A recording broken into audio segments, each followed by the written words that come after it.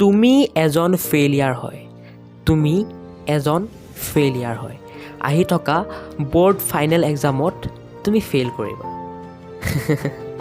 কি হ'ল, শুনি পেলাই বেয়া লাগিছে? আৰে ভাই, এতিয়া যদি শুনি পেলাই বেয়া লাগিছে, যদি এইটো ৰিয়েলিটি হৈ যায় তেতিয়া তোমাৰ কি অৱস্থা হ'ব? এতিয়া স্ক্ৰল কৰি আছা, ইউটিউবে হওক বা ইনষ্টাই হওক, স্ক্ৰল কৰি আছা, কৰি থাকা।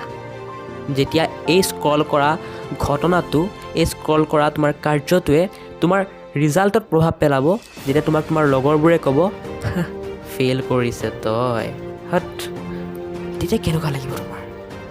ভাবাচোন এবাৰ। তোমালোকৰ বহুতে মোক ক'বা যে দাদা পঢ়িবলৈ মন যোৱা নাই সেইকাৰণে স্ক্ৰল কৰি আছোঁ। আৰে এনেকৈ কৰিলে কি হ'ব? তুমি স্ক্ৰল কৰি থাকিবা, তোমাৰ আকৌ টাইম লষ্ট হ'ব, তোমাৰ আকৌ পঢ়িব মন নাযাব যে টাইম লষ্ট হ'ল, বহুখিনি নহ'ল, আকৌ তুমি সেইকাৰণে তোমাৰ ডিপ্ৰেছ হৈ যাবা, আকৌ তুমি স্ক্ৰল কৰিবা। এই চাইকেলটোতো চলি থাকিব। স্ক্ৰল কৰিলে জানো কিবা লাভ হ'ব? ছ'চিয়েল মিডিয়াত ভিডিঅ' চাই থাকিলে জানো কিবা লাভ হ'ব? তুমি এই ভিডিঅ'টো ক্লিক কৰা মই গম পাইছোঁ উদ্দেশ্যটো কি, মটিভেশ্যন লাগে। মই দিম মটিভেশ্যন, কিন্তু তুমি মটিভেশ্যন পালে এদিন ভালকৈ পঢ়িবা, কিন্তু বাকীবোৰ সময় কি কৰিবা? মই জানো তুমি গোটেই বছৰটো অকণ চকণ পঢ়িলা বা পঢ়াই নাই, সেইকাৰণে তোমাৰ আজি টেনশ্যন। কি কৰি আছিলা গোটেই বছৰটো? গেম খেলি আছিলা, বেলেগ কাম কৰি আছিলা? বাদ দিয়া, গ'ল যি গ'ল। জব জাগো তভি সবেৰা, কথা এষাৰ আছে নাই? এতিয়া গম পাইছা, এতিয়া পাই পঢ়া লাগা, পঢ়া ষ্টাৰ্ট কৰা। অহা কিমান দিন আছে এক্সামৰ কাৰণে? ন' মেটাৰ। 20 দিন আছে, 10 দিন আছে, 1 মাহ আছেতো না, তোমাৰ তাত সময় আছেতো না, যিমান কম সময় থাকক আছেতো না।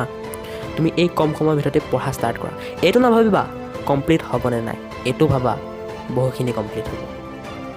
কাৰণ যদি তুমি এইটোৱে ভাবি থাকা কমপ্লিট হ'বনে নাই আৰু তুমি নপঢ়াই, তেতিয়া আৰু টাইম যাব, আৰু তোমাৰ মনত আহিব কমপ্লিট হ'বনে নাই, আকৌ তুমি ৰখিবা, আকৌ তোমাৰ এনেকুৱা হ'ব, এই চাইকেলটো চলি থাকিব, ফলত ফেইল কৰিবা আৰু কি।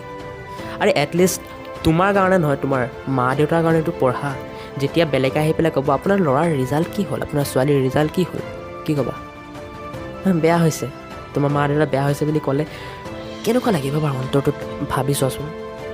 আৰে ভাই, সেইকাৰণে টাইম থাকোঁতেই জাগি উঠা। মই জানো সময় কম আছে, সেইকাৰণে গোটেই চিলেবাছ পঢ়িব নোৱাৰিবা, কিন্তু কিবা ষ্ট্ৰেটেজি লগাই পঢ়া, এটলিষ্ট পঢ়া।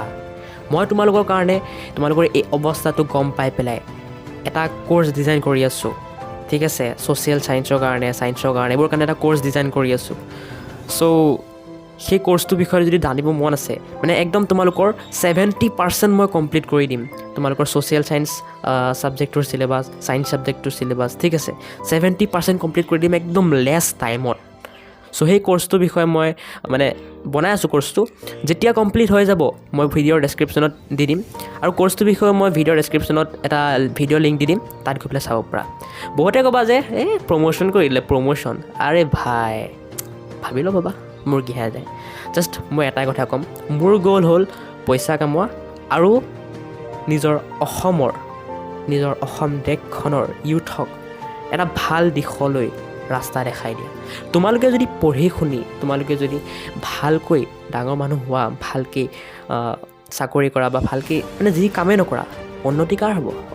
অসমত ময়ো থাকোঁ, তোমালোকৰ উন্নতি, অসমৰ উন্নতি, মানে মোৰ উন্নতি। মোৰ এইটোৱেই ড্ৰিম, অসমখন ভাল কৰা, অসমখন সোণোৱালী কৰি তোলা। চ' পঢ়া। এই ভিডিঅ'টো শেষ কৰাৰ পাছত যাতে তোমালোকে আকৌ উল্টা এইবোৰ ৰিলচ চাই পেলাই সময় নষ্ট নকৰিবা, পঢ়া। তোমালোকে ৰিয়েলিটিক মটিভেশ্যন হিচাপে লোৱা, এই ভিডিঅ'টোক মটিভেশ্যন হিচাপে নহয়। এই ভিডিঅ'টো চাই পেলাই তোমালোকৰ এদিন মটিভেশ্যন থাকিব, কিন্তু বাকীকেইদিন তোমালোকে ফুচ হৈ যাবা। চ' তোমালোকে ৰিয়েলিটিক লোৱা, তোমালোকৰ অৱস্থাখিনি চোৱা, তোমালোকৰ ড্ৰিম কি আছে সেইটো কথা ভাবা, তোমালোকৰ মা দেউতাৰ কথা ভাবা, আৰু পঢ়াত লাগা। বাই।